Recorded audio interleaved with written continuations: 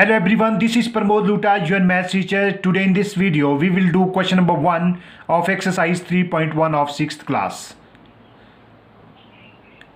तो चलिए पहले क्वेश्चन नंबर 1 को कर लेते हैं। क्वेश्चन नंबर 1 दिया है right all factors of the following numbers, यानी कि आपके पास ये काफ़ी क्वेश्चंस दिए हैं, इसके आपने फैक्टर्स निकालने हैं।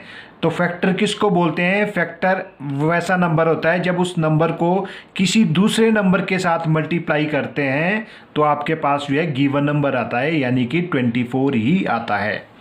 तो देखिए कैसे निकालेंगे। चलिए पहले क्वेश्चन कर लेते हैं। 24 के कौन कौन से फैक्टर होंगे? 1 मल्टीप्लाई बाई 24, ये दोनों नंबर जो है इसके फैक्टर होंगे, क्योंकि अगर इन दोनों को आपस से मल्टीप्लाई करते हैं तो गिवन नंबर आता है। तो दूसरा आपके पास हो गया 24 इज इक्वल टू 2 के टेबल में भी आता है 2 इंटू 12, यानी कि ये दोनों नंबर हमारे पास जो है 24 के फैक्टर हो गए 2 एंड 12। नेक्स्ट है 24 3 के टेबल में भी आ रहा है 3 इंटू 8, यानी कि 3 एंड 8 भी हमारे पास जो है 24 के फैक्टर होंगे। 24 इज इक्वल टू 4 इंटू 6। अब देखिए यहाँ पे नेक्स्ट नंबर है, यहाँ 4 है, यहाँ पे 6 है, तो इसके बीच में सिर्फ एक ही नंबर बचता है, वो है 5। तो 5 के टेबल में जो है 24 नहीं आता है, इसलिए हम यहाँ पे स्टॉप कर देंगे। हम लिख लेंगे therefore all factors of 24 are. यहाँ से स्टार्ट कर लेंगे 1 2 3 4, 1 2 3 4, फिर यहाँ से हम नीचे चलेंगे, नीचे से ऊपर की तरफ चलेंगे 6 8 12 एंड 24। तो इस तरह से जो है आपने इसके फैक्टर निकालने हैं। तो चलिए इसका बी पार्ट करते हैं। इज इक्वल टू, तो 15 किससे जाएगा? 1 मल्टीप्लाई बाई 15।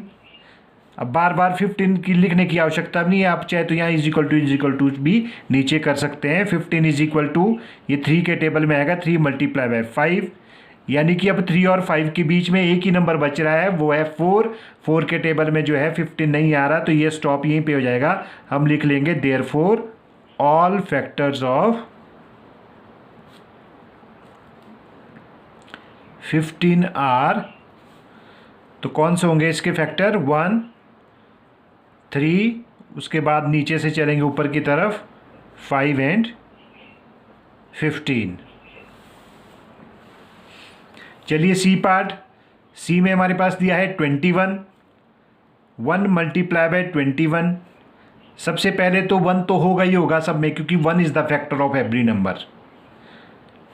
उसके बाद 21 इज इक्वल टू, ये 2 के टेबल में नहीं आता है क्योंकि ये ऑड नंबर है, इसलिए 3 के टेबल में आ रहा है 3 इंटू 7। अब यहाँ पे आपने याद रखना है कि स्टेप कहाँ तक चलना है। तो 3 एंड 7 के बीच में आपने नंबर पढ़ने हैं। कौन कौन से पढ़ने नंबर आएंगे 3 और 7 के बीच में? तो आपके पास आ रहा है 4 5 एंड 6।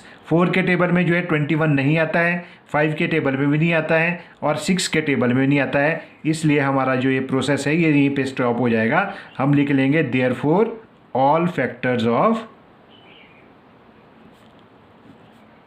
21 are 1 3 7 and 21। अब देखिए नेक्स्ट डी पार्ट आपके पास दिया है 27, तो 1 मल्टीप्लाई बाय 27 तो होगा ही होगा। उसके बाद 27 जो है 2 के टेबल में नहीं आता है, क्योंकि 27 जो है ऑड नंबर है। अब ये 3 से जाएगा 3 इंटू 9। अब 3 और 9 के बीच में कौन कौन से नंबर आ गए? 4 है, 4 के टेबल में नहीं आएगा। 5 आता है, 5 के टेबल में भी नहीं आएगा। 6 है, 6 के टेबल में भी नहीं आएगा। 7 है, 7 के टेबल में भी नहीं आता है।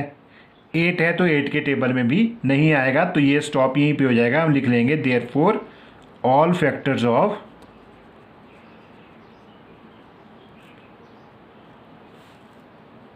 27 आर 1, 3, 9 एंड 27। नेक्स्ट पे चलते हैं ई पार्ट पे। क्वेश्चन दिया है 12, 1 मल्टीप्लाई बाई 12, फिर 12 जाएगा 2 मल्टीप्लाई बाय 6, फिर 3 के टेबल में भी आता है 3 मल्टीप्लाई बाय 4। अब ये स्टॉप यहीं पे हो जाएगा क्योंकि यहाँ पे 3 है, यहाँ पे 4 है, तो 3 और 4 के बीच में कोई नंबर नहीं है। तो हम यहाँ पे लिख लेंगे therefore all factors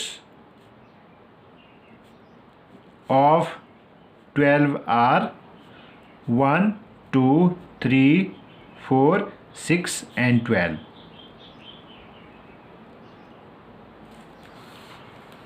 now F में आपके पास दिया है 20, तो 1 मल्टीप्लाई बाय 20, उसके बाद 22 के टेबल में भी आता है 2 मल्टीप्लाई बाय 10, फिर 20। अब ये 3 के टेबल में नहीं जा रहा है तो इसलिए अब 4 के टेबल में जा रहा है 4 मल्टीप्लाई बाय 5, तो 4 और 5 के बीच में कोई भी नंबर नहीं है तो स्टॉप हो जाएगा प्रोसेस। तो therefore all factors of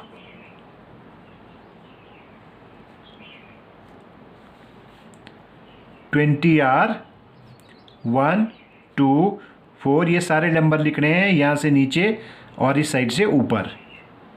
5, 10 and 20, यहाँ से कॉमा हटा दो एंड 20 कर दो। क्लियर।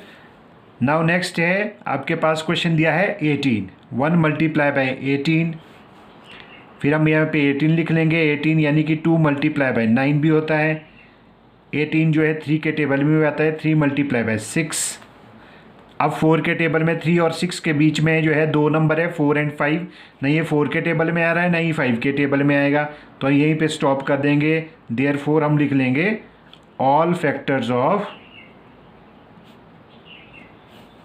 18 are 1, 1, 2, 3, 6, 9, 18, 6, 9 and 18। नेक्स्ट है हमारे पास 23 दिया है, 1 मल्टीप्लाई बाय 23, तो 23 जो है प्राइम नंबर है। प्राइम नंबर क्या होते हैं, जो सिर्फ जिसमें only which has only 2 factors 1 and itself the number, तो इसके जो फैक्टर होंगे ये 1 एंड 23 होंगे। हम लिखेंगे ऑल फैक्टर्स ऑफ 23 आर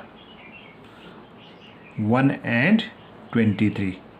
जितने भी प्राइम नंबर्स होंगे उसमें सिर्फ कितने फैक्टर्स होंगे, 2 फैक्टर्स होंगे। यहाँ पे अब दिया है 36, 1 मल्टीप्लाई बाय 36, फिर 36 जो है 2 के टेबल में भी आता है 2 multiply by 18, 36 is equal to 3 multiply by 12, 36 is equal to 4 multiply by 9। अब 36 जो है 5 के टेबल में नहीं आता है तो ये 6 के टेबल में आ जाएगा, 6 इंटू 6। तो हम यहाँ पे लिख लेंगे therefore all factors of 36 are.